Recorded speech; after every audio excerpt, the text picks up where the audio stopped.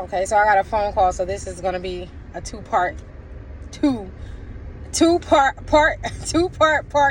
of this video. Funny. All right, so hopefully no one calls me. All right, so I was talking about incorporating visualization into your prayer. Okay, so now one way is to write down what it is that you want and be as precise as possible. Okay, almost like writing an intention statement, right? You want to do your research. Now, if you're someone who reads scripture like me, right? If you use the Bible, or whether you use the Quran, whatever, I don't use the Quran, so I don't know. I'm in the process of studying Kabbalah. It's very, very, very drawn. Like it's a very heavy religion. And so, and I'm kind of like self-studying, so I don't really use that much Kabbalah in my in my rituals, but I do use the Bible. Okay. Oh, this video is not. Oh, okay, because I got the sun right here.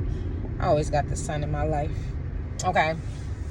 Yeah, it's probably gonna be like that for a minute because where I'm at, I didn't know the video was looking like that, so that means some of the video is like probably not that great. Sorry, guys. All right, at least you can hear me.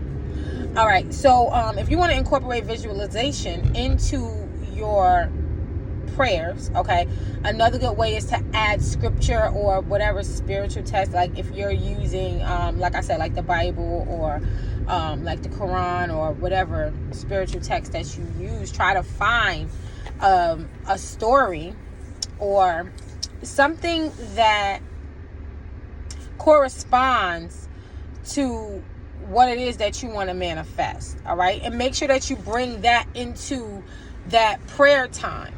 Okay, that will help. Okay, or even like you could even use tarot cards. You can use tarot cards just for the images. So a lot of people might not understand this, and this is what I really wanted to express in this video. Your prayers aren't being answered because you're not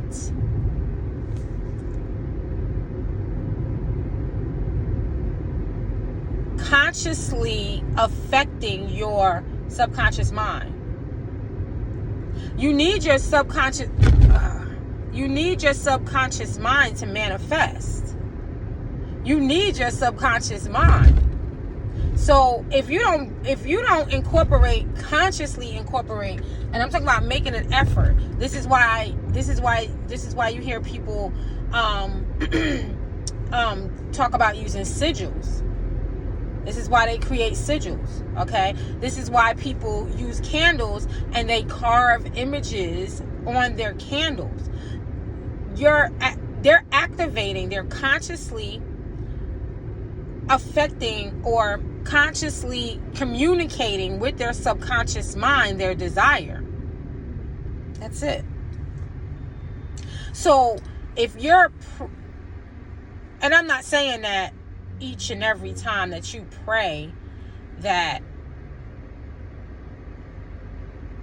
the divine is just going to answer your prayer on, this is a process, how out of alignment are you with the divine? Okay. Now, I study the Bible. I believe the Bible. The Bible says to enter his gates with praise. Enter his gates with praise, which means that singing to the divine, praise and worship, which is what you see them do in the church all the time, right? You see them, it's been, plenty of churches, that use incense. Plenty of churches that use candles. I've been in churches that use candles. All right. They don't tell you why they're doing that. They don't tell you why. But that's why, because they want to affect your subconscious mind, but they don't tell you how to do it on your own. I hope that I'm not triggering anybody, and freaking anybody out, because you might be in a church where they use candles and use incense, and when you go to them, if you go to them and you say this information, they're probably going to tell you whoever told you that is the devil. But no, that's why.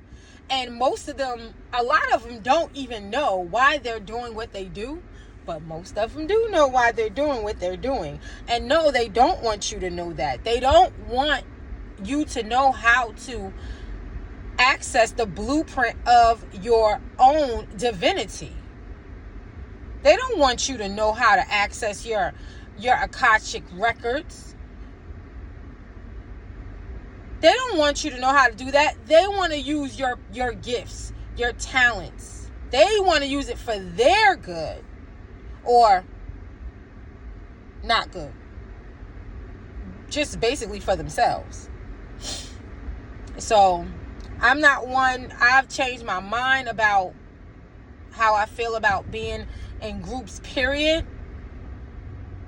When it comes to spirituality or anything like that. But I'm not against it. I wouldn't tell, someone to, drop their support system if it's helping you. But I'm just saying that when you're linking up with these groups of people, it's important to be aware. Because if you're aware, then you can make better decisions for yourself. All right? You don't have to be used. And if your prayers aren't getting answered, I guarantee that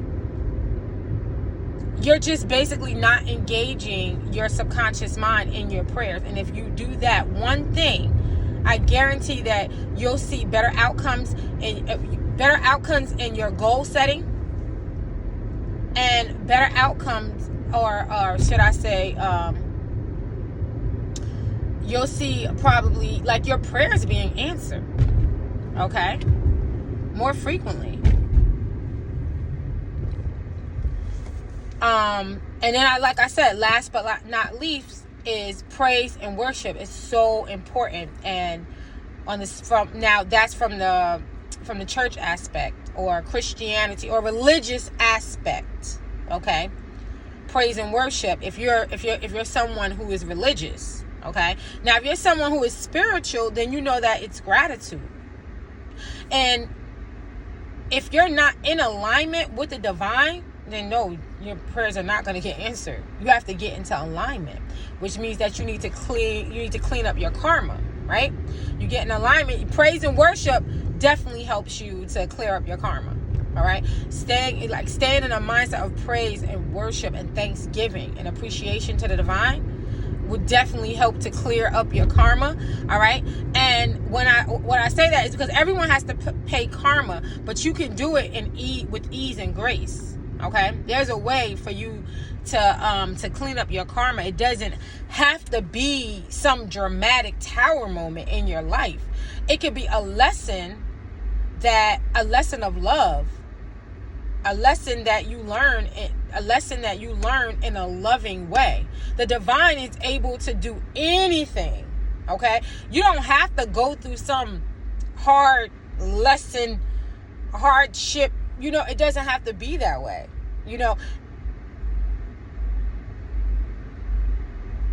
If you ask the divine, you can actually will in how you want your karma to come, because you're gonna take that medicine.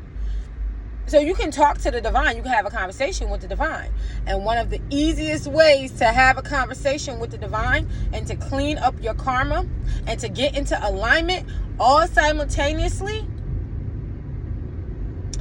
is Ho'oponopono. Through forgiveness. All right? So, what else? Oh yeah, all right. So that's all I wanted to share. I just want to, help people, be able to achieve more of what they want in life. Okay? And these are some of the things that I learned, some of the things that I practice, and the things that I actually do regularly, okay, to get the things that I want in life. All right, and experience the things that I wanted to experience. Okay, so what did we say? We said writing, visualization, and symbolism. So we got 4 things: writing, visualization, symbolism, and appreciation. That's it. So if you add those 4 components to your prayers, and also coming from a place, being mindful that you're actually focused on the desired outcome instead of what you don't want. Language is extremely important as well, so that goes into writing. When you're writing, you want to write as positive as you can. You want to be careful with the lingo that you use. All right, when you're writing, it would be better to use words at I prefer instead of I don't like or I don't want. Just say what you want. I prefer this. All right? Things like that. All right? So you don't want to use, I forgot what those words is called. You don't want to use I don't. You don't want to use don't. You don't want to use those words when you're in your prayers. All right, when you're speaking to the divine, you want to be direct and precise. Okay, so you want to say exactly what you want. What are those words? Those negative connotations like I don't, I won't, or I will not, because the divine is going to hear I will. They don't hear the words not is not in the divine's vocabulary. It's not a part of the language that the dialect that goes along with speaking to the divine. You can't another word, can't. You should not. Shouldn't. The word not can't be in there. I gotta work on this. I just thought about it, just dropped in my head, so I didn't have time to really think deeply on that. That just popped in my head. Maybe I'll talk about that in another video. Yeah, I will. I'll talk about that in another video. But I'm on my way to pick up my grandbaby, and we're gonna go to the park. Well, first we're gonna go to a toy store, and we're going to get one of those what is those things called? You know how you play baseball, but like the tee, it has like the tee, so he could just hit the ball, and I could just grab the ball, because I was like, I'm not trying to pitch a ball to a 4-year-old, because I'm like, I can't see that being too much fun. But if he can hit it off the tee, he hit it to me, that might be more fun for me. So we're gonna go to the park, and we're gonna eat Spider-Man ice cream, and then we're gonna go to bed. We're gonna take a bath, and we're gonna go to bed, and then he goes to school in the morning. All right. So I love you guys with that agape kind of love. I hope that this information was helpful. If you have any questions, you can always place it in the comment section below, and I will respond to you. All right. And if you don't see your comment, if you posted a comment and you don't see your comment in the comment section, it is because I do screen my comments, and you probably said something mean or nasty or unfair to me. So I blocked it. Okay? All right. So I'll see you in the next video. Peace.